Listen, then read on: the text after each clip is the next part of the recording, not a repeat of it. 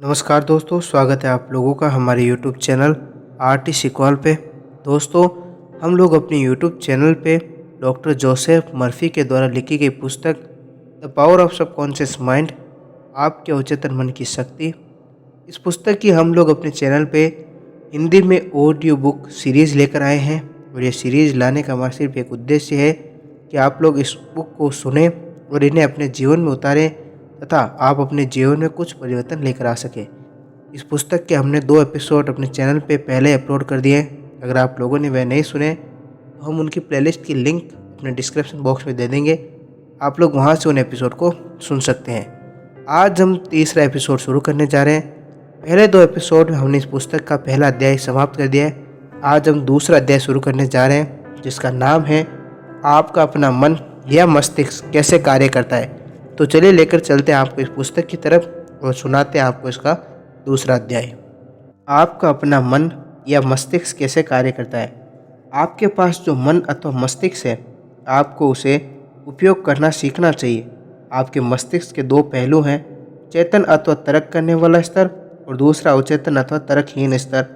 आप अपने चेतन मस्तिष्क से सोचते हैं और अपनी आदत या अभ्यास के अनुसार जो भी आप सोचते हैं वह आपके अवचेतन में बस जाता है और आपकी सोच की प्रकृति के अनुसार उसकी रचना करता है। आपकी भावनाओं और रचनात्मक मस्तिष्क का स्थान आपका अवचेतन मस्तिष्क है। यदि आप अच्छा सोचेंगे तब अच्छा होगा और बुरा सोचेंगे तो बुरा।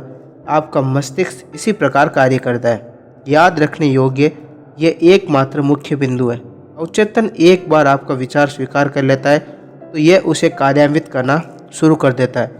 ये एक बहुत दिलचस्प और गूढ़ सत्य है कि अवचेतन मस्तिष्क के नियम अच्छे और बुरे पर एक ही तरह से कार्य करते हैं। ये नियम जब नकारात्मक ढंग से प्रयोग में लाया जाता है तब ये पराजय, हताशा और दुख का कारण बनता है। लेकिन जब ये आपके सोचने की प्रकृति सामंजस्यपूर्ण और रचनात्मक होती है तब आप एक उत्तम स्वास्थ्य, सफलता और समृद्धि का अनुभव करते हैं। सही दिशा में सोचने और अनुभव करने के लिए मानसिक शांति और स्वस्थ शरीर का होना बहुत ज़रूरी है। जिस चीज़ की आप मानसिक रूप से चाहत और सोच रखेंगे, आपका अवचेतन मन उसे स्वीकार कर आपके अनुभव को साकार करता है। जरूरी बात केवल यह है कि आपको अपने अवचेतन मस्तिष्क को अपना विचार स्वीकार कराना होगा। तब आपके अवचेतन मन का नियम स्वास्थ्य, शांति और जिस पद की आप कामना करते हैं उसे फलीफूलित करेगा। आपके आदेश को आपका अवचेतन उसी रूप में लाएगा जैसा विचार आपने उस पर गढ़ा है। आपके मन का नियम है, जिस प्रकार का विचार आप अपने चेतन मन में रखते हैं उसी के अनुरूप आपका अवचेतन मन प्रक्रिया देता है। मनोवैज्ञानिक और मनोचिकित्सक इस तथ्य की ओर इशारा करते हैं कि जब विचार आपके अवचेतन को दिया जाता है तब इस तथ्य के जो मस्तिष्क होता है उसकी कोशिकाओं में छाप छोड़ देते हैं। आपका अवचेतन जैसे ही किसी विचार को स्वीकार करता है तुरंत ही वह उसे कार्यान्वित करना शुरू कर देता है। यह विचारों और जीवन भर में एकत्रित किए गए ज्ञान का उपयोग अपने ध्येय को प्राप्त करने के लिए करता है। यह आपके अंदर मौजूद अनंत शक्ति, ऊर्जा और ज्ञान को आत्मसात करता है। ये प्रकृति के नियमों को एक पंक्ति में अपने लिए खड़ा कर देता है। कभी कभी यह आपकी परेशानियों का तुरंत हल दे देता है, लेकिन कभी कभी इससे कई दिन, हफ्ते अथवा इससे भी ज़्यादा समय लग सकता है। इसके हल निकालने के कई तरीके हैं। चेतन और अवचेतन स्थिति में अंतर। आपको याद रखना होगा कि ये 2 मस्तिष्क नहीं है, बल्कि एक ही मस्तिष्क की क्रियाशीलता के 2 कार्य क्षेत्र हैं। आपका चेतन मस्तिष्क तर्क करने वाला है। यह मस्तिष्क की वह अवस्था है, यानी कि स्वरूप या पहलू है, जो चयन करती है। उदाहरण के लिए आप अपनी पुस्तकें, अपना घर और अपना जीवन साथी चुनते हैं। यह सब निर्णय आप अपने जागृत अथवा चेतन मस्तिष्क से करते हैं। दूसरी ओर आप बिना किसी चेतन प्रयास के, आपका दिल स्वतः कार्य करता है। पाचन, प्रवाह और श्वसन प्रक्रियाएं आपके अवचेतन मस्तिष्क द्वारा चलती रहती है, जिन पर आपके चेतन मन का कोई नियंत्रण नहीं है।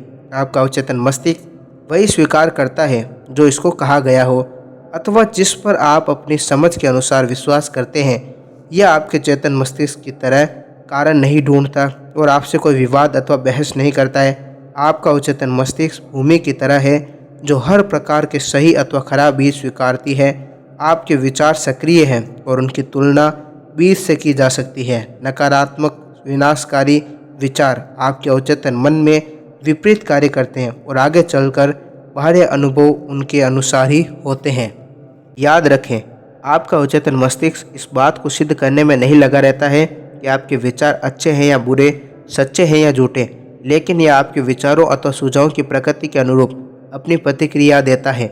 उदाहरण के रूप में, यदि आप किसी चीज़ को जानबूझकर सत्य समझते हैं, चाहे वह झूठ ही क्यों न हो, आपका अवचेतन मस्तिष्क इसे सत्य मानकर कार्यान्वित करते हुए परिणाम लाएगा, क्योंकि आपने अपनी चेतना में इसे सत्य समझा था। मनोचिकित्सकों द्वारा किए गए प्रयोग। मनोचिकित्सकों और अन्य वैज्ञानिकों ने सम्मोहित लोगों पर असंख्य प्रयोग किए हैं। उनमें उन्होंने पाया है कि अवचेतन मस्तिष्क चुनाव अथवा तुलना करने में अक्षम है, जो किसी भी तर्क संगत यानी कि विवेक प्रक्रिया में जरूरी है। इस पक्ष को उन्होंने कई बार दिखाया है कि अवचेतन मस्तिष्क किसी भी सुझाव को स्वीकार कर लेता है, चाहे वह असत्य ही क्यों न हो।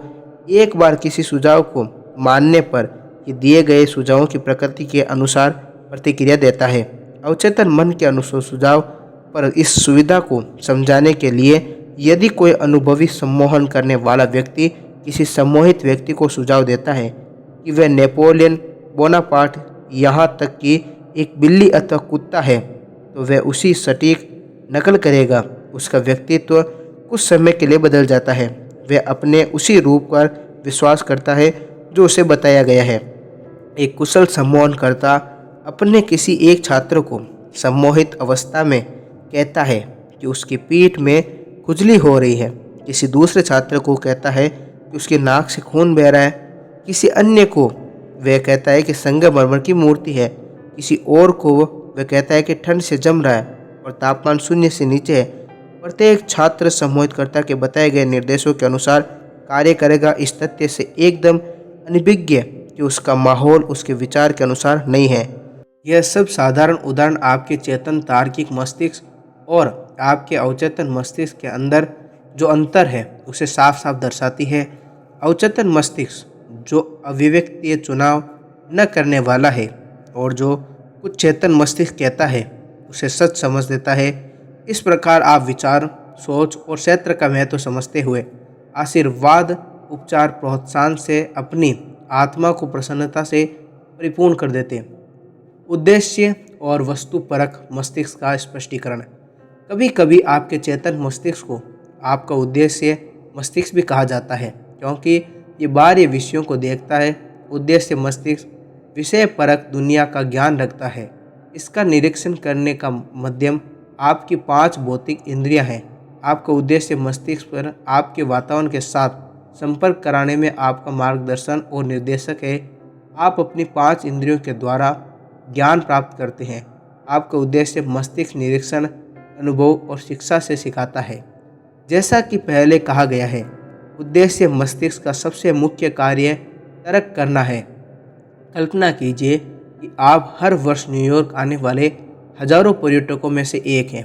आप इसके पार्कों, खूबसूरत बगीचों, विशाल अट्टालिकाओं और सुंदर घरों को देखकर इस निष्कर्ष पर पहुँचे कि यह एक खूबसूरत शहर है। आपका उद्देश्य मस्तिष्क इसी प्रकार कार्य करता है। अक्सर आपके अवचेतन मस्तिष्क को विषय परक मस्तिष्क भी कहते हैं। आपका विषय परिक मस्तिष्क अपने माहौल को 5 इंद्रियों से अलग पहचानता है। आपका विषय परिक मस्तिष्क अपने अंतर्ज्ञान को समझता है। ये आपकी भावनाओं को और यादों का भंडार गृह है। आपका विषय परक मस्तिष्क सबसे उच्च स्तरीय कार्य तब करता है जब आपकी उद्देश्य इंद्रियां सक्रिय नहीं होती है। दूसरे शब्दों में, यह बुद्धिमत्ता है और जो उस समय भी अपना कार्य करती है जिस समय उद्देश्य मस्तिष्क निष्क्रिय अथवा सुप्त और मदहोश हो जाता है अवस्था में होता है। आपका विषय परक मस्तिष्क प्राकृतिक रूप से देखने वाले अंगों के बिना देखता है। ये दिव्य दृष्टि और दिव्य श्रोता है। आपका विषय परक मस्तिष्क शरीर छोड़ सकता है, दूर देशों में जा सकता है, सही और सटीक प्रकृति की जानकारी ला सकता है। अपने विषय परक मस्तिष्क द्वारा आप दूसरों के मन को पढ़ सकते हैं, बंद तिजोरियों और लिफाफों के अंदर की विषय वस्तु को जान सकते हैं। आपका विषय परक मस्तिष्क दूसरों के विचारों को सामान्यतः उपयोग में लाए जाने वाले संचार व्यवस्था के बिना समझने की क्षमता रखता है। सही प्रार्थना करने की कला सीखने के लिए यह अति आवश्यक है कि हम उद्देश्य और विषय परिक मस्तिष्क के बीच का आदान प्रदान समझें। अवचेतन मस्तिष्क चेतन मस्तिष्क की भांति तर्क नहीं कर सकता। आपका अवचेतन मस्तिष्क विवाद नहीं कर सकता। यदि आप इसे गलत सुझाव देंगे, ये इसे सत्य की भांति स्वीकारेगा और उसे परिस्थितियों, अनुभवों और घटनाओं की तरह आगे बढ़ाएगा। वे सब चीज़ें जो आपके साथ होती हैं, वे आपके अवचेतन में बैठे विश्वास के कारण होती है। यदि आप गलत धारणा अपने मन को देते हैं, तो उस पर विजय पाने का सही तरीका है रचनात्मक, सामंजस्यपूर्ण विचारों को बार बार दोहराना, जिसे आपका अवचेतन मस्तिष्क स्वीकार करे और फिर नए व स्वस्थ विचारों और जीवन को बना पाए। क्योंकि अवचेतन मस्तिष्क आदतों यानी कि स्वभाव का स्थान है। आपके चेतन मस्तिष्क की स्वाभाविक सोच आपके अवचेतन मन में गहरी पेट बनाती है। यदि आपके विचार सामंजस्यपूर्ण, शांतिपूर्ण और रचनात्मक है, तो ये आपके लिए एक अनुकूल स्थिति है। यदि आप डर, चिंता और अन्य विनाशकारी सोच रखते हैं, तो इसका उपचार केवल यही है कि आप अपने अवचेतन मन की सर्वव्यापकता को पहचानें और उससे आज़ादी, खुशी और उत्तम स्वास्थ्य की कामना करें। आपका अवचेतन मस्तिष्क रचनात्मक और दिव्य स्रोत बनकर आपकी हार्दिक इच्छा अनुसार आपके लिए आज़ादी और खुशियाँ लाने की तैयारी में लग जाएगा।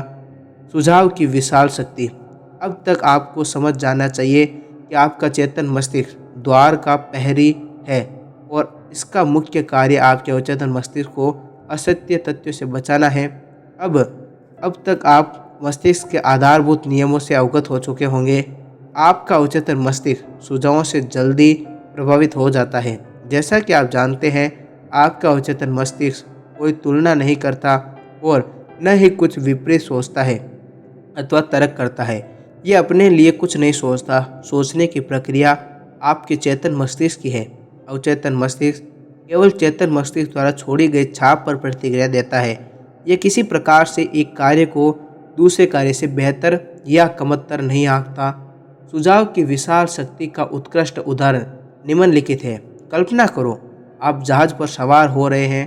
छोटे ठिकने व्यक्ति से यह बात कहें, आप बहुत बीमार लग रहे हैं, आप कितने पीले पड़ गए हैं, मुझे यकीन है कि आप सख्त बीमार हो जाएंगे, मैं आपको केबिन तक पहुंचने में सहायता करता हूं। आपकी बात सुनकर यात्री पीला पड़ जाता है। आपका उसे बीमारी से जोड़ना उसे अपने डर और आकांक्षाओं जो उसकी आशंका से जोड़ता है, वह अपनी बर्थ तक जाने में आपकी सहायता स्वीकार कर लेता है और जिस प्रकार का नकारात्मक सुझाव आपने उसे दिया है, उसी स्वीकारोक्ति ने परिणाम दिखाया है। एक से सुझाव पर विभिन्न प्रतिक्रियाएं। ये सत्य है कि अपनी अवचेतन सोच और विश्वास की वजह से व्यक्तियों की अलग अलग ढंग से प्रतिक्रियाएं होगी। उदाहरण के तौर पर, यदि आप नाविक के पास जहाज पर जाकर सहानुभूति दिखाते हुए कहेंगे, साथी आप बहुत बीमार दिखाई दे रहे हैं, क्या आप बीमार तो नहीं हैं या फिर बीमार महसूस तो नहीं कर रहे हैं? ऐसा प्रतीत होता है कि आप बीमार होने वाले हैं। अपने स्वभाव के अनुसार या तो वह आपके मजाक पर हंसेगा अथवा थोड़ी चिड़चिड़ाहट दिखाएगा।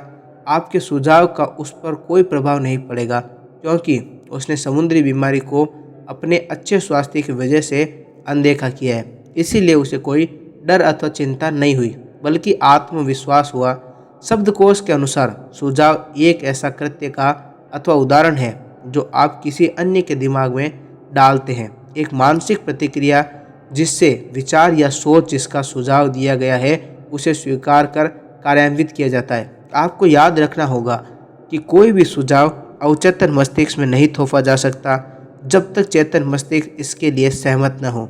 अन्य शब्दों में, आपके चेतन मस्तिष्क को दिए गए सुझाव को अस्वीकार करने की शक्ति है। नाविक के संदर्भ में उसे समुद्री बीमारी का कोई भय नहीं है, उसे स्वयं पर इस रोग से मुक्त होने का विश्वास था। इसलिए नकारात्मक सुझाव के भार पर जो उसने पार भय पैदा करने की कोई शक्ति नहीं थी। दूसरे यात्री पर समुद्री बीमारी का सुझाव स्वयं पर इसका भय होने की वजह से बढ़ गया।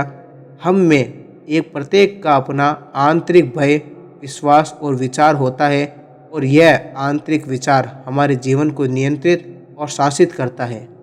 सुझाव में कोई अपनी शक्ति निहित नहीं होती है जब तक कि मानसिक रूप से आप इसे स्वीकार न करें।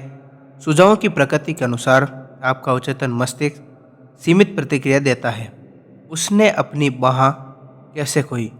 प्रत्येक 2 या 3 साल में मैं लंदन ट्रूथ फोरम द्वारा कैक्सटन हॉल में आयोजित व्याख्यानों की श्रृंखला के लिए लंदन जाता हूँ। ये एक ऐसा मंच है जिसकी स्थापना मैंने कई वर्ष पूर्व की थी। निर्देशक डॉक्टर एविलियन फ्लीट ने मुझे अंग्रेजी समाचार पत्र के एक लेख सुझाव की शक्ति से निपटने के बारे में बताया।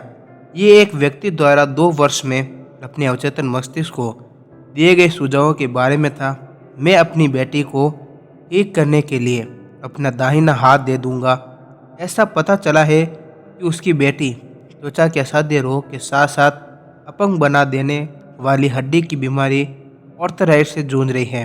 चिकित्सकीय प्रयास उसकी स्थिति को कम न कर सके और उसके पिता अपनी पुत्री के ठीक होने की गहरी कामना रखता था, इसीलिए उसने उसका इजहार उपयुक्त शब्दों से किया। डॉक्टर एविलियन फ्लीटी ने कहा कि समाचार पत्र के लेख ने इस ओर इशारा किया है कि एक दिन परिवार अपनी कार से जा रहा था, तब वे दूसरी गाड़ी से टकराई। पिता का दाहिना हाथ उसके कंधे से कट गया और तुरंत उसी वक्त उसकी बेटी का ऑर्थराइटिस और त्वचा का रोग गायब हो गया। आपको सुनिश्चित करना होगा कि आप अपने अवचेतन को केवल इस प्रकार के सुझाव दें जो आपको उपचार, आशीर्वाद, उन्नति और सभी प्रकार से प्रोत्साहित करें। याद रखें, आपका अवचेतन मस्तिष्क मजाक नहीं ले सकता, वही आपके शब्दों को ग्रहण करता है। कैसे स्व सुझाव भय को समाप्त कर सकते हैं? स्वयं को दिए गए सुझाव के उदाहरण। स्व सुझाव का अर्थ है स्वयं को स्पष्ट और विशिष्ट सुझाव देना। हर्बर्ट पार्किन स्व सुझाव पर अपनी उत्कृष्ट पुस्तक Herbert Perkin auto suggestion, London, Fowler 1916 में लिखी है, में निम्नलिखित घटना बताते हैं। इसका एक दिलचस्प पहलू है जिसमें इसे आप याद रख सकते हैं। एक न्यूयॉर्क के दर्शक ने शिकागो में अपनी घड़ी देखी जिसका समय शिकागो के समय से 1 घंटा आगे था और उसने अपने शिकागो के दोस्त को बताया कि अभी 12 बजे हैं। उसने शिकागो के दोस्त ने बिना ध्यान दिए ही दोनों शहरों में समय का अंतर बताया। अपने न्यूयॉर्क वाले दोस्त को बताया कि वह भूखा है और उसे खाने पर जाना चाहिए। स्व सुझाव का उपयोग विभिन्न प्रकार के डर और नकारात्मक स्थितियों को खत्म करने के लिए किया जा सकता है। एक युवा गायकी को आवाज़ की परीक्षण के लिए बुलाया गया था। वह इस साक्षात्कार के लिए बहुत उत्सुक थी, लेकिन पिछले 3 अवसरों में डर की वजह से वह बुरी तरह असफल रही। इस युवती की आवाज़ बहुत अच्छी थी, लेकिन वह स्वयं को कहती रहती थी, जब मुझे गाने का मौका मिलेगा शायद वे मुझे पसंद न करें। मैं कोशिश करूंगी, लेकिन मैं बहुत डरी हुई और आशंकित हूँ। उसके अवचेतन मन ने इन नकारात्मक स्व सुझावों को एक याचना की तरह लिया और उन्हें उसके अनुभव में ले लिया गया था। उसके असफल होने का कारण अनजाने में किया गया स्व सुझाव था, जैसे कि पूरे भावनात्मक और विषय वस्तु में मौन डर। उसके निम्नलिखित विविध अपनाकर अपने डर को काबू में किया गया था। दिन में 3 बार उसने स्वयं को कमरे में अलग किया। वह आराम कुर्सी पर निश्चित होकर बैठ गई, शरीर को ढीला किया और आंख बंद कर ली। उसने अपने शरीर और मस्तिष्क को स्थिर किया। शारीरिक स्थिरता के लिए मानसिक निष्क्रियता अनुकूल है और वह मस्तिष्क को सुझाव देने के लिए ज़्यादा ग्राहक बनाती थी। उसने अपने भय के सुझाव को यह कहकर जवाब दिया, मैं बहुत सुंदर गाती हूँ, मैं संतुलित, शांत और आत्मविश्वास से भरी हुई हूँ। उसने इस वाक्य को धीरे धीरे और शांति से पूरे भाव के साथ 5 से 10 बार कहा। ऐसा वह दिन में 3 बार और रात को ठीक सोने से पहले करती थी। सप्ताह के अंत तक वह शांत भाव और आत्मविश्वास से भर गई। जब उसे आवाज़ परीक्षण का निमंत्रण आया तो उसने एक अद्भुत और आश्चर्य से भरा परीक्षण दिया। उसकी याददाश्त कैसे लौट आई? एक स्त्री थी जिसकी आयु 75 वर्ष की थी। उसकी स्वयं को कहने की आदत थी, मेरी याददाश्त खो रही है। उसने इस आदत को उल्टा कर लिया और दिन में कई बार स्व स्वभाव को यह कहती रही, आज से मेरी याददाश्त हर क्षेत्र में सुधर रही है। हर समय और जगह जिनको जानने की मुझे आवश्यकता है वह मुझे हमेशा याद रहेगा। इस तरह से मिली छाप स्पष्ट और ज़्यादा निश्चित होगी। मैं स्वतः ही उन्हें आसानी से बनाए रखूँगी।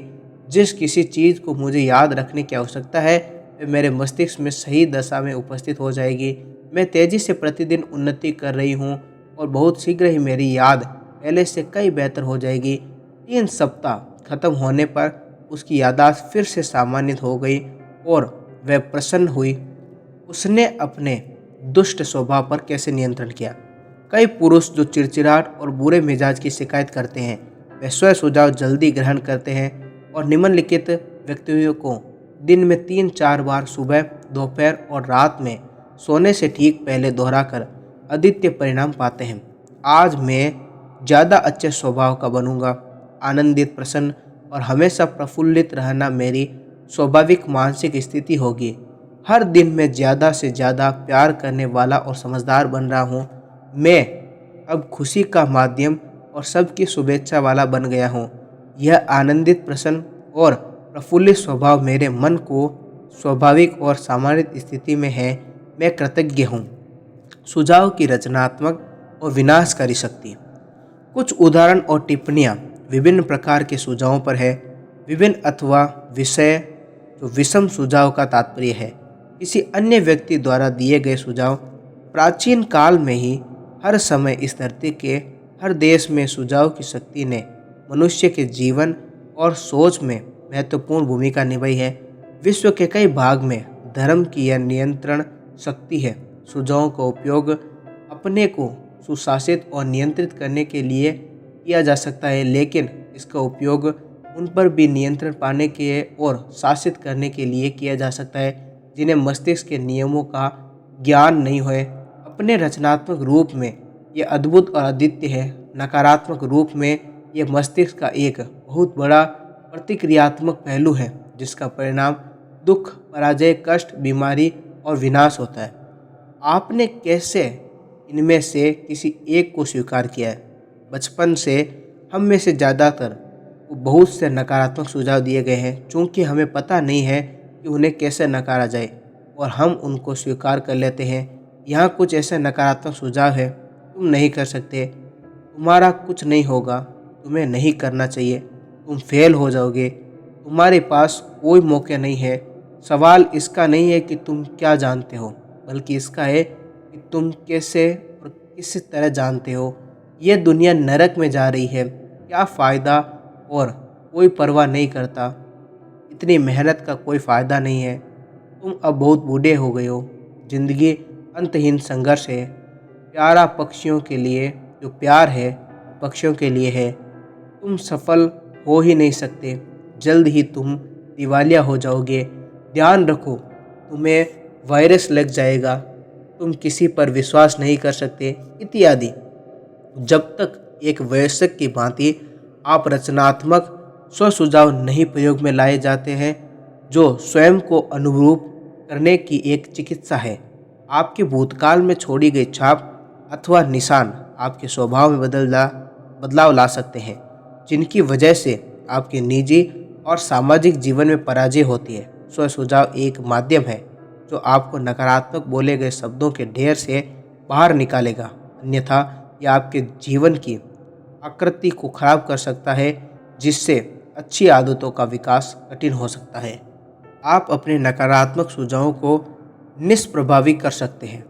किसी भी दिन का अखबार उठा लें, आप दर्जनों ऐसी खबरें पढ़ेंगे जो हताशा, भय, चिंता, निराशा और आने वाले विनाश के बीज बो सकती है। यदि यह आपके द्वारा स्वीकार कर ली गई हो तो यह भय से भरी सोच आपके जीवन जीने की इच्छा को खो सकती है। यह जानते हुए आप अपने अवचेतन मस्तिष्क को रचनात्मक सुझाव देकर इन सभी नकारात्मक सुझावों को अस्वीकार कर सकते हैं, रचनात्मक सुझाव दे सकते हैं। इस प्रकार आप इन सभी विनाशकारी विचारों को निष्प्रभावी कर सकते हैं। समय समय पर लोगों द्वारा दिए गए नकारात्मक सुझावों को जांचते रहें।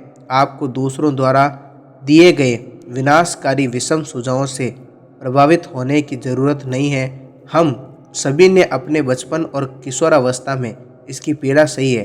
यदि आप पलटकर देखें तो आप आसानी से याद कर सकते हैं कि कैसे माता पिता, दोस्तों, रिश्तेदारों और सहयोगियों ने नकारात्मक सुझावों के आंदोलन में सहयोग दिया था। आपको जो कुछ बताया गया था उसका अध्ययन करें तो आप पाएंगे कि इनमें से अधिकतर को एक प्रचार का रूप दिया गया था। जो कुछ आपको बताया गया है उसका ध्येय आपको नियंत्रित करना या आपको भय पैदा करना था। इस तरह के विषम सुझाव प्रक्रिया हर घर, ऑफिस, फैक्ट्रियों और क्लब में चलती रहती है। आप पाएंगे कि इस प्रकार के सुझाव आपको सोचने, महसूस करने और कार्य करने के लिए दिए जाते हैं क्योंकि अन्य लोग चाहते हैं कि आप लाभ हेतु कार्य करें। किस प्रकार सुझाव ने व्यक्ति को मारा? यहाँ एक विषम सुझाव का उदाहरण है। मेरा एक रिश्तेदार भारत में एक रत्न ज्योतिषी के पास गया जिसने उसे बताया कि उसका दिल अस्वस्थ था और वह अगले महीने के पहले दिन मर जाएगा। उसने इस भविष्यवाणी को अपने परिवार के सभी सदस्यों को बताना शुरू कर दिया और अपनी वसीयत तैयार करा ली। इतना मजबूत सुझाव उसके अवचेतन मस्तिष्क में बैठ गया क्योंकि उसने इस पर पूरी तरह से विश्वास कर लिया था। मेरे रिश्तेदार ने यह भी बताया कि इस रत्न पढ़ने वाले ने पास कुछ जादुई शक्तियाँ भी नहीं थे और वह किसी भी शक्ति का भला अथवा बुरा भी कर सकता है। जिस प्रकार की भविष्यवाणी की गई थी वैसे ही उसकी मृत्यु हो गई, बिना जाने कि अपनी मृत्यु का कारण वह स्वयं था। मुझे लगता है कि हम में से कई ने इस प्रकार की अजीबोगरीब बेवकूफ़ी और अंधविश्वास से भरी कहानियाँ सुनी हैं। अपने ज्ञान से देखें कि अवचेतन मस्तिष्क किस प्रकार से कार्य करता है। जिस प्रकार से मनुष्य का चेतन तर्कसंगत मस्तिष्क विश्वास करता है, उसी प्रकार अवचेतन मस्तिष्क उसे स्वीकार करता है और उस पर कार्य करता है। मेरा रिश्तेदार प्रसन्न, स्वस्थ, जोश से भरा और शक्तिशाली था जो बिना किसी कारण भविष्यता वक्ता के पास गया। उसने उसे नकारात्मक सुझाव दिए जिसे उसने स्वीकार कर लिया। वह भयाक्रांत था और हमेशा इस तथ्य को सोचता था कि अगले महीने के पहले दिन वह मरने वाला है। उसने इसके बारे में सभी को बताना शुरू कर दिया और अपने को उस अंत के लिए तैयार करने लगा। उसके मन में भी क्रियाएं शुरू हो गई थी और उसकी अपनी सोच इसका कारण थी। वह स्वयं अपनी इस मौत को लाया अथवा अपने डर और अंत की आशंका से अपने भौतिक शरीर के विनाश का कारण बना। जिस महिला ने उसकी मृत्यु की भविष्यवाणी की थी उसके पास उस क्षेत्र की कोई शक्ति नहीं थी। उसके सुझाव में कोई रचनात्मक अथवा उसका अंत करने की जैसी कोई शक्ति नहीं थी। यदि उसे मस्तिष्क के नियम का ज्ञान होता तो वह इस नकारात्मक सुझाव को पूरी तरीके से नकार देता था। यदि आप जानते हैं कि अपने विचार और एहसास से ही वह नियंत्रित और शासित होता था, एक टीन के तीर की तरह जिसका लक्ष्य लड़ाकू जहाज पर था, महिला की भविष्यवाणी बिना उसे नुकसान पहुंचाए पूरी तरह से निष्क्रिय और नष्ट की जा सकती थी। दूसरों द्वारा दिए गए सुझावों की आपके ऊपर स्वतः कोई शक्ति कार्य नहीं करती है जब तक कि आप अपने विचारों द्वारा उन्हें शक्ति न प्रदान करें। आपको अपने मानसिक स्वीकृति देनी होगी।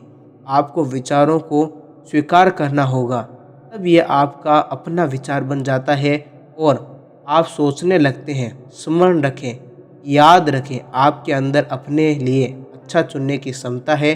जिंदगी चुनिए, प्यार चुनिए, अच्छा स्वास्थ्य चुनिए।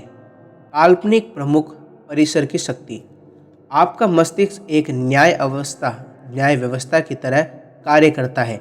इसका अर्थ है कि जिस किसी भी मुख्य परिसर को आपका चेतन मस्तिष्क सत्य समझता है, उसी के आधार पर आपके मन के किसी विशेष प्रश्न अथवा समस्या पर आपका अवचेतन मन परिणाम निश्चित करता है। यदि आपका परिसर सत्य है तब आप परिणाम भी सही होगा, जैसा कि निम्नलिखित उदाहरण दर्शाता है। हर सदाचार तारीफ करने योग्य है। दयालुता एक सदाचार है, इसीलिए दयालुता तारीफ करने योग्य है। दूसरा उदाहरण, सभी बनाई गई चीज़ें बदलती हैं और नष्ट हो जाती हैं। मिस्र के पिरामिड बनाई गई वस्तु है, एक दिन यह भी नष्ट हो जाएंगे। पहले कथन का संदर्भ मुख्य परिसर से है और सही परिणाम निश्चित रूप से सही परिसर का अनुसरण करेगा। एक कॉलेज के प्रोफेसर ने मई 1962 में न्यूयॉर्क के टाउन हॉल में हुई मस्तिष्कीय विज्ञान के व्याख्यान में भाग लिया था। उसने मुझे बताया, मेरी जिंदगी में सब कुछ उलट पुलट हुआ था। मैंने अपना स्वास्थ्य, धन और मित्र खो दिए। जिस चीज़ को मैं छूता था वह गलत हो जाती थी। मैंने उसे समझाया कि उसे अपना विचार में एक मुख्य परिसर स्थापित करना चाहिए और यह कि उसके अवचेतन मस्तिष्क का अनंत ज्ञान उसका मार्गदर्शन, निर्देशन और उसे आध्यात्मिक, मानसिकता और सांसारिक रूप से समृद्ध कर रहा है। उसका अवचेतन मस्तिष्क तब स्वतः उसे उसके निवेशकों, निर्देशनों में चातुर्य के साथ मार्गदर्शन देगा और उसके शरीर को स्वस्थ करेगा, साथ ही उसके मन की शांति और धीरज को वापस लाएगा। प्रोफेसर जिस तरह का जीवन चाहता था उसने उसकी संपूर्ण परिकल्पना की और यह उसका मुख्य परिसर था। अनंत ज्ञान मेरे सभी रास्तों का मार्गदर्शन और नेतृत्व कर रहा है। उत्तम स्वास्थ्य मेरा है और सामंजस्यता का नियम मेरे मस्तिष्क और शरीर पर कार्य कर रहा है। खूबसूरती, प्यार, शांति और प्रचुरता सब कुछ मेरा है। सही कार्य का सिद्धांत और दिव्य आदेश मेरे पूरे जीवन को शासित करते हैं। मुझे पता है मेरा मुख्य परिसर जीवन के अनंत सत्य पर आधारित है और मुझे पता है और मैं महसूस करता हूँ कि मेरा अवचेतन मस्तिष्क मेरे चेतन मस्तिष्क की सोच के अनुसार प्रतिक्रिया देता है। उसने मुझे लिखा, मैंने उपयुक्त कथन को धीरे धीरे, शांति और बहुत प्यार से दिन में कई बार कहा, क्योंकि मैं जानता था कि यह सब मेरे अवचेतन मस्तिष्क में गहराई तक जा रहे थे और इसका परिणाम अवश्य आएगा। मैं आपके द्वारा दिए गए साक्षात्कार का आभारी हूँ और मैं यह भी कहना चाहूँगा कि मेरे जीवन के सभी भाग अच्छे परिणाम के लिए बदल रहे हैं। ये पूर्ण रूप से कार्य करता है। अवचेतन मस्तिष्क वाद विवाद नहीं करता। आपका अवचेतन मस्तिष्क सब तरह से बुद्धिमान है और आपके सभी प्रश्नों का उत्तर जानता है। यह आपके साथ बहस अथवा आपको पलटकर जवाब नहीं देता है। यह नहीं कहता है आप मुझे इस चीज़ से प्रभावित करें। उदाहरण के तौर पर जब आप कहते हैं मैं यह नहीं कर सकता, मैं बहुत बूढ़ा हो गया हूँ, मैं यह एहसान नहीं ले सकता, मैं गलत जगह पैदा हुआ, तब आप अपने अवचेतन मस्तिष्क में नकारात्मक विचारों को भर रहे हैं और इसी के अनुरूप यह प्रतिक्रिया देगा। वास्तव में आप अपनी भलाई को रोक रहे हैं। इस प्रकार अपने जीवन में कमी और सीमित हताशा ला सकते हैं। जब आप रोड़े रुकावटें अपने चेतन मस्तिष्क में लाते हैं तब आप अपने अवचेतन मस्तिष्क के अंदर की बुद्धिमत्ता और ज्ञान से वंचित हो जाते हैं। वास्तव में आप कह सकते हैं कि आपका अवचेतन मस्तिष्क आपकी समस्याएं हल नहीं कर सकता। इससे मानसिक और भावनात्मक जमाव होगा, जिसके फलस्वरूप बीमारी और नसों में विकार की प्रवृत्ति होगी। अपनी इच्छाओं को पाने और हताशा को काबू करने के लिए अपने शरीर को दिन में कई बार कहिए, अनंत ज्ञान जिससे मुझे यह इच्छा दी, मेरा नेतृत्व, मेरा मार्गदर्शन करता है, मेरे सामने मेरी इच्छाओं को पाने की योजना को बताता है। मैं जानता हूँ कि मेरे अवचेतन की गहरी बुद्धिमत्ता अब प्रतिक्रिया दे रही है और जो मैं महसूस करता हूँ, जो मेरे अंदर से मांगता हूँ, वे यूं ही मिल जाता है। यह संतुलन, साम्यावस्था और संभाव है। यदि आप कहते हैं यहाँ से कोई बाहर का रास्ता नहीं है, मैं खो गया हूँ, इस परेशानी से बचने का कोई रास्ता नहीं है, तो आपके अवचेतन मन में मस्तिष्क से कोई जवाब या प्रतिक्रिया नहीं मिलेगी। यदि आप चाहते हैं कि अवचेतन मन आपके लिए काम करे तो सही अनुरोध करें और इसका सहयोग प्राप्त करें। यह हमेशा आपके लिए काम करता है। यह क्षण आपके हृदय की धड़कन को नियंत्रित कर रहा है, साथ ही आपकी सांसों को भी। यह आपकी उंगली के घाव को भरता है और इसकी प्रवृत्ति जीवन को आगे बढ़ाने में है। यह हमेशा आपका ध्यान रखता है और आपको संरक्षित रखता है, संरक्षित रखता है। आपके अवचेतन का अपना मस्तिष्क है, लेकिन यह आपकी सोच और कल्पना को स्वीकारता है। जब आप किसी समस्या का समाधान ढूंढ रहे होते हैं तब आपका अवचेतन प्रतिक्रिया देगा, लेकिन यह आपसे उम्मीद करता है कि आप एक निर्णय और अवचेतन मस्तिष्क के सही न्याय पर पहुँचे। आपको यह स्वीकार करना होगा कि जवाब आपके अवचेतन मस्तिष्क में है। फिर भी यदि आप कहते हैं मैं नहीं समझता, इसका कोई हल है, मैं उलझन में हूँ, मुझे जवाब क्यों नहीं मिलता, आप अपनी प्रार्थनाओं को निष्क्रिय कर रहे हैं। जैसे एक सिपाही समय को पूरा करता है, आप कहीं नहीं पहुँचते। अपने मस्तिष्क के पहिए को स्थिर करें, निश्चित हो और इस दृढ़ता से आगे बढ़ने दें मेरा अवचेतन जवाब जानता है। ये अब मेरा जवाब दे रहा है। मैं धन्यवाद देता हूँ क्योंकि मैं जानता हूँ कि मेरे अवचेतन का अनंत ज्ञान सभी कुछ जानता है और अब वह मुझे उत्तर जवाब दिखा रहा है। मेरा दृढ़ विश्वास मेरे अवचेतन की महिमा और महानता को आज़ाद यानी कि मुक्त कर रहे हैं। ऐसा होने पर मैं प्रसन्न हूँ। विशेषताओं की समीक्षा। नंबर 1, अच्छा सोचें अच्छा होगा, बुरा सोचें तो बुरा होगा। आप वही हैं जैसा आप दिन भर सोचते हैं। नंबर 2, आपका अवचेतन मस्तिष्क आपके साथ विवाद नहीं करता। ये जो कुछ करता है आपका चेतन मस्तिष्क निर्णय लेता है, उसे स्वीकारता है। यदि आप कहते हैं मैं यह नहीं कर सकता या फिर मैं यह नहीं खरीद सकता, यह सच हो सकता है, लेकिन ऐसा मत कहें। एक बेहतर विचार का चुनाव करें। निर्णय लें कि मैं इसे खरीदूंगा, मैं इसे अपने मन में स्वीकार करता हूँ। नंबर 3, आप में चुनने की शक्ति। अच्छा स्वास्थ्य और खुशियाँ चुनें।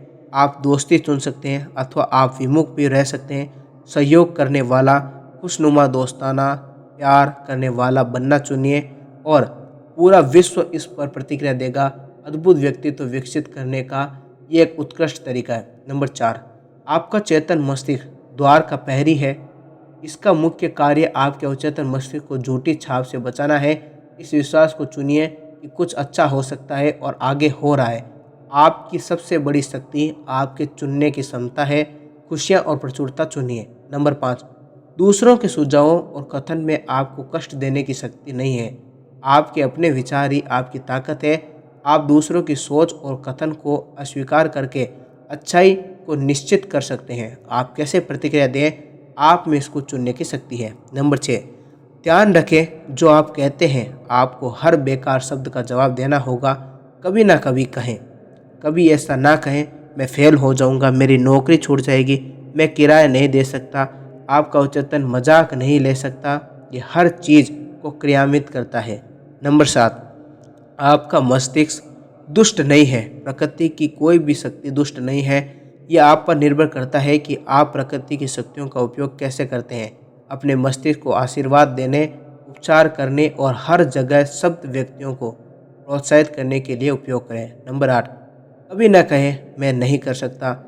अपने डर पर यह कहकर काबू पाए, मैं अपने अवचेतन मस्तिष्क की शक्ति से सब कुछ कर सकता हूँ। नंबर 9, शाश्वत सत्य और जीवन के सिद्धांत से सोचना शुरू करें, न कि भय, अज्ञानता और अंधविश्वास के विचारों को आधार बनाकर। किसी दूसरे को अपने लिए सोचने न दें। अपनी सोच चुनें और अपने निर्णय स्वयं लें। नंबर 10, आप अपनी आत्मा अथवा अवचेतन मस्तिष्क के कप्तान और आपने भाग्य के मालिक हैं। याद रखें, आप चुनाव करने की शक्ति है। जीवन चुनें, प्रेम चुनें, स्वास्थ्य चुनें, खुशियाँ चुनें। नंबर 11, जो कुछ भी आपका चेतन मस्तिष्क सोचता है और इसको सच मानता है, उसे आपका अवचेतन मस्तिष्क स्वीकार करेगा और कार्यान्वित करेगा। अच्छे भाग्य, दिव्य मार्गदर्शन, सही कार्य और जीवन के सभी आशीर्वादों पर विश्वास रखें। इस तरह हम इस पुस्तक का तीसरा एपिसोड यहीं समाप्त करते हैं। हम आप लोगों के लिए चौथा एपिसोड, जिसमें हम इस पुस्तक के तीसरे अध्याय को शुरू करेंगे, जिसका नाम है आपके अवचेतन की चमत्कारिक कार्यशक्ति। और उस अध्याय को शुरू करें उससे पहले अगर आप लोगों को ये वीडियो पसंद आया है और इस वीडियो में आपको क्या क्या सीखने को मिला है, वह कमेंट बॉक्स में लिखें। वीडियो पसंद है तो इस वीडियो को लाइक करें, साथ ही चैनल को सब्सक्राइब करके बेल आइकन ऑन करें। मिलते हैं हम आप लोगों से अगले वीडियो में, तब तक आप लोग अपना ख्याल रखें।